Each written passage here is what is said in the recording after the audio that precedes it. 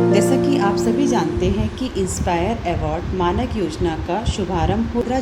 आप सभी ने अपने मोस्टली विद्यालयों ने अपने विद्यालय का रजिस्ट्रेशन इस साइट पर करा दिया है। जो विद्यालय अभी भी अपने विद्यालय का रजिस्ट्रेशन नहीं करा पाए हैं वह शीघ्र अतिशीघ्र अपने विद्यालय का रजिस्ट्रेशन कराना सुनिश्चित करें। इसके बाद आप क्या करेंगे, जब आपके विद्यालय का रजिस्ट्रेशन हो जाएगा, रजिस्ट्रेशन हो जाने के बाद आपको डिस्ट्रिक्ट अथॉरिटी से एक मेल जाएगी और उस मेल में आपका आईडी और पासवर्ड दिया जाएगा, यूज़र आईडी और आपका पासवर्ड। लेकिन जिन विद्यालयों ने पहले से ही रजिस्ट्रेशन करा रखा है वह दोबारा रजिस्ट्रेशन नहीं कराएंगे। ये देखने में आ रहा है कि कुछ विद्यालय दोबारा से रजिस्ट्रेशन करा रहे हैं, लेकिन उनके लिए यह आवश्यक नहीं है। क्योंकि वह तो ऑलरेडी रजिस्ट्रेशन करा चुके हैं। ये उन विद्यालयों के लिए शॉर्ट नोटिस है कि जिन्होंने अभी तक इस साइट पर अपने को रजिस्टर नहीं कराया है। जो सभी विद्यालय रजिस्टर हो गए, हम ऐसा मान लेते हैं कि सभी विद्यालयों ने अपना रजिस्ट्रेशन करा लिया। अब हमें आगे क्या करना है, ये आपका फर्स्ट स्टेप था। अब हम सेकंड स्टेप पर चलते हैं। सेकंड स्टेप पर क्या होगा कि आपके पास यूज़र आईडी और पासवर्ड आ चुका है। Now you are able to nominate the student. Means अब आप क्या करेंगे, अपने स्कूल के स्टूडेंट्स का नॉमिनेशन कराएंगे, उनका साइट पर जाकर नामांकन कराएंगे। मीन्स आप उनके प्रोजेक्ट की अब फीडिंग कराएंगे। इसके लिए आप क्या करेंगे, आप सेम प्रोसीजर है वही आप साइट inspireaward.dst-dst.gov.in आप उस पर राइट करेंगे, या आप सिंपली इंस्पायर अवार्ड भी लिखेंगे, तब भी आपका फर्स्ट नंबर पर इंस्पायर अवार्ड की साइट रिफ्लेक्ट हो जाएगी। जैसे ही आप साइट करेंगे, आप देख रहे हैं कि आपको कुछ ऐसा इंटरफेस वहाँ पर दिखाई देगा। ऐसा इंटरफेस के नीचे आपको यहाँ 3 ऑथोराइज्ड लॉगिन दिखाई दे रहे हैं। एक आपका नेशनल, एक आपका स्टेट, एक आपका डिस्ट्रिक्ट, और लास्ट आपको दिखाई दे रहा है स्कूल अथॉरिटी। तो आपने क्या करना है, इस स्कूल अथॉरिटी को आपने क्लिक करना है। जैसे ही आप स्कूल अथॉरिटी को क्लिक करेंगे, आपके पास, क्योंकि आप रजिस्ट्रेशन कर चुके हैं, हम उससे आगे की बात कर रहे हैं, फिर से आपको यहाँ पर 3 ऑप्शन दिखाई देंगे। आप देख सकते हैं, पहला है आपका टू लॉगिन, दूसरा है फॉर न्यू रजिस्ट्रेशन। तो यहाँ पर आपको न्यू रजिस्ट्रेशन पर अब नहीं जाना है। आपको कहाँ जाना है, आपको जाना है अब टू लॉगिन पर। Clear point. अब आप टू लॉगिन पर जाएंगे। जैसे ही आप टू लॉगिन पर जाने के बाद आप देख रहे हैं यहाँ पर टू लॉगिन लिखा हुआ है। जैसे ही आप टू लॉगिन को क्लिक करेंगे, वैसे ही आपको स्कूल अथॉरिटी प्लीज़ एंटर ये पेज आपको दिखाई देगा। यहाँ पर आपके 2 ऑप्शंस हैं। एक है आपका यूज़र नेम, मीन्स आपका यूज़र आईडी जो आपको भेजी गई है, और दूसरा है आपके पास आपका पासवर्ड। तो दोनों को यहाँ पर आप एंटर कर देंगे। एंटर करने के बाद कैप्चा, और कैप्चा करने के बाद आप उसको लॉगिन कर देंगे। लॉगिन करने के बाद फिर जब आप आगे चलेंगे नेक्स्ट, तो आपको इस टाइप से ये इंस्पायर अवार्ड मानक स्कीम में student nomination, view nominate student, ये 2 ऑप्शन आपको फिर दिखाई देंगे। तो आपने क्या करना है, अभी हमें स्टूडेंट को नॉमिनेट करना है। अभी आपने स्टूडेंट को नॉमिनेट नहीं किया है। जब आप नॉमिनेट कर लेंगे तब उसको आप व्यू कर सकते हैं। तो यहाँ पर आप क्या करेंगे, यहाँ पर आप स्टूडेंट नॉमिनेशन पर क्लिक करेंगे। जैसे ही आप स्टूडेंट नॉमिनेशन पर क्लिक करेंगे, वैसे ही आपके सामने कुछ इंस्ट्रक्शन आएंगी। इन इंस्ट्रक्शन को आप केयरफुली रीड करेंगे। इसमें लिखा हुआ है 1 स्कूल कैन सबमिट 5 आइडियाज़। आपको बता दिया गया है कि एक स्कूल से 5 आइडियाज़ आएंगे। 1 student can submit 1 idea only. That means इस अवार्ड में क्या होता है कि एक बच्चा अपना एक ही आइडिया देता है, ये 2 बच्चों के साथ क्लब नहीं किया जाता है। तो आप इन पॉइंट्स को केयरफुली रीड कर लेंगे और उसके बाद फिर उसको एग्री करेंगे। अभी आकर उससे पूछा how many student participate in the idea competition. Means आपके विद्यालय से कितने इस बच्चे इस कॉम्पिटिशन में पार्टिसिपेट कर रहे हैं। यहाँ पर आप उनका नंबर एंटर कर देंगे। अगर आपने अभी 2 कराया है और आपको लगता है कि अभी हमें और कराना है, तो यहाँ पर आप उसको चेंज कर सकते हैं। आप फाइनल सबमिट नहीं करेंगे। उसके बाद फिर आपकी यहाँ पर जनरल इंस्ट्रक्शन दे रखी हैं कि मीन्स आप जब बच्चे का प्रोजेक्ट फीड कराएंगे तब आपको क्या क्या रिक्वायर्ड होगा। Please keep ready all relevant document, means आपके पास ये सामान होना चाहिए जब आप बच्चे के प्रोजेक्ट की फीडिंग करने जा रहे हैं। फ़ोटो कितना आपका बच्चे का जो फ़ोटो है, स्कैन फ़ोटोग्राफ है, उसका आइडिया सिनॉप्सिस है, फ़ोटो का साइज़ कितना होना है, अगर साइज़ उसका ज़्यादा होगा तो भी आपका फीड नहीं हो पाएगा।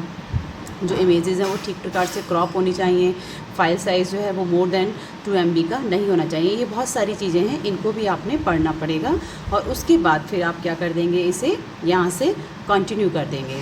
कंटिन्यू जैसे ही आप करेंगे फिर आप नेक्स्ट पेज पर पहुँच जाएंगे, जहाँ पर आपका list of nominated student, means आपने जो स्टूडेंट अपने नॉमिनेट किए हैं वो उनकी लिस्ट यहाँ पर आपकी रिफ्लेक्ट होगी। फिर वो आपसे पूछेगा science lab in the school, means क्या आपके विद्यालय में साइंस लैब है। अगर आपके यहाँ साइंस लैब है तो आप उसे यस कर देंगे, अदरवाइज़ आप उसे नो कर देंगे। उसके बाद फिर आप उसे click on plus button, means click on पर आप करेंगे। और जैसे ही आप नेक्स्ट पर जाएंगे तब आपके पास जो आपका मेन पेज है जिसमें आप अपने बच्चों की इन्फॉर्मेशन फिल करेंगे वह आपको शो होने लगेगा, जिसमें आप देख रहे हैं स्टूडेंट नेम आपसे पूछा गया है, father's name, mother's name, gender, date of birth, Aadhaar number, contact number, physical handicap, email address, means जो बच्चा आपका नॉमिनेट आप कर रहे हैं जिसको, उसका ईमेल एड्रेस आएगा। इफ़ एनी यहाँ ऑप्शनल है, अगर है तो आप डाल सकते हैं, उसकी क्लास, उसकी कैटेगरी, मीन्स कुछ पॉइंट्स इसमें मैंडेटरी हैं और कुछ आपके ऑप्शनल हैं।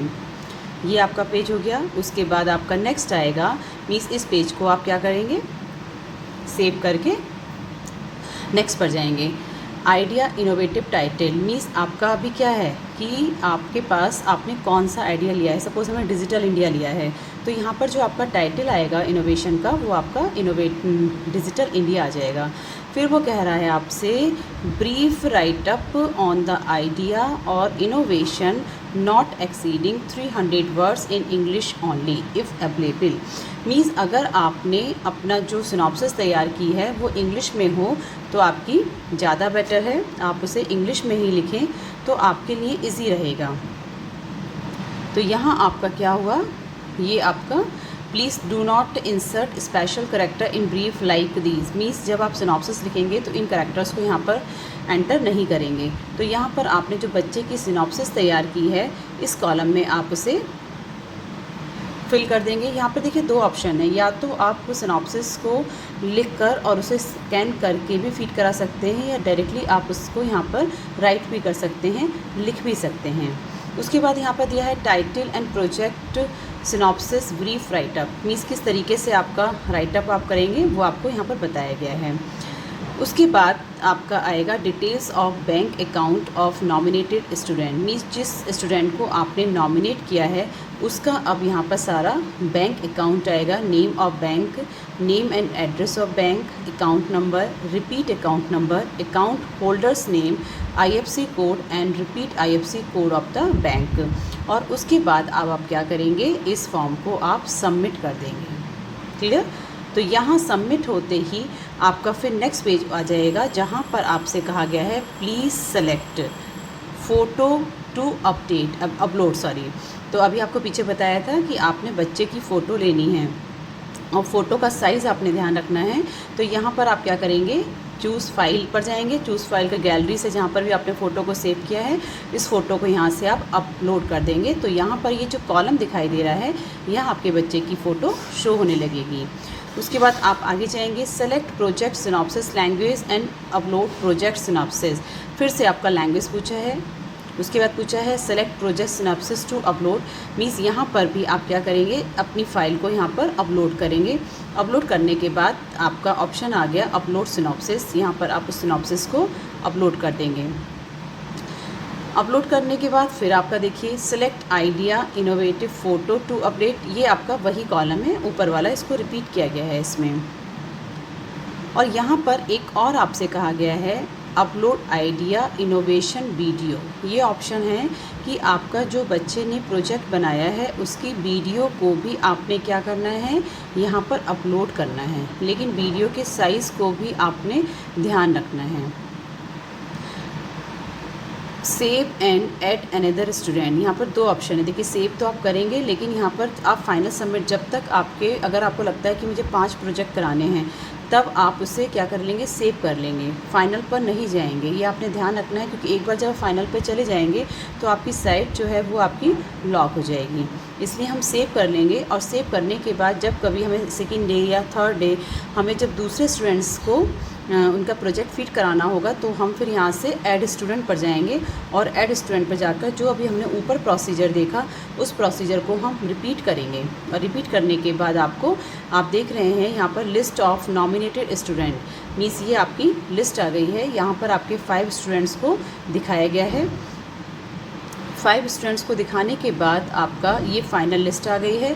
और जब आप फाइनल कर देंगे, ठीक है, फाइनल करने के बाद फिर आप उसे सेव करके, आपको कोई स्टूडेंट ऐड नहीं करना है। यहाँ पर एक चीज़ और आती है, अगर आप देखें तो यहाँ पर brief description of objective criteria adopted to select the students, means अब ये टीचर के लिए हैं। जो टीचर इस प्रोजेक्ट को बनवा रहा है उसको अपना यहाँ पर लिखना है कि इस प्रोजेक्ट को चुनने का उसका क्या कारण था, या उसका जो इंटरेस्ट है वो क्यों है। Enter detail of the authorised person, यहाँ पर उस टीचर की डिटेल आएगी जो टीचर इस फॉर्म को, इस प्रोजेक्ट को करा रहा है। लास्ट में आपका ये फॉरवर्ड एप्लीकेशन है कि आप इसको व्यू एंड एडिट कर सकते हैं, एंड फॉरवर्ड एप्लीकेशन, और उसके बाद आप इसे फॉरवर्ड कर देंगे। ये आपने ये वाला जो कॉलम है ये आपका फाइनल सबमिशन है।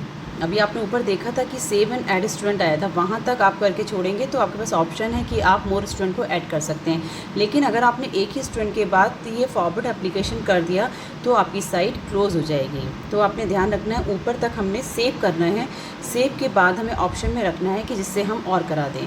जब फॉरवर्ड एप्लीकेशन कर देंगे तो फॉरवर्ड एप्लीकेशन करते ही आपके पास कुछ ऐसा एक्नॉलेजमेंट आ जाएगा। एक एक्नॉलेजमेंट आपके पास आया था जब आपने रजिस्ट्रेशन कराया था, और एक एक्नॉलेजमेंट आपके पास आएगा जब आप final submission of the project, आप स्टूडेंट्स का प्रोजेक्ट्स का सबमिशन करा देंगे फाइनल, तब आपके पास एक ऐसा एक्नॉलेजमेंट आएगा। और इस तरीके से आपका इंस्पायर अवार्ड की जो टोटल फीडिंग है वो आपकी कंप्लीट हो जाएगी। Thank you so much.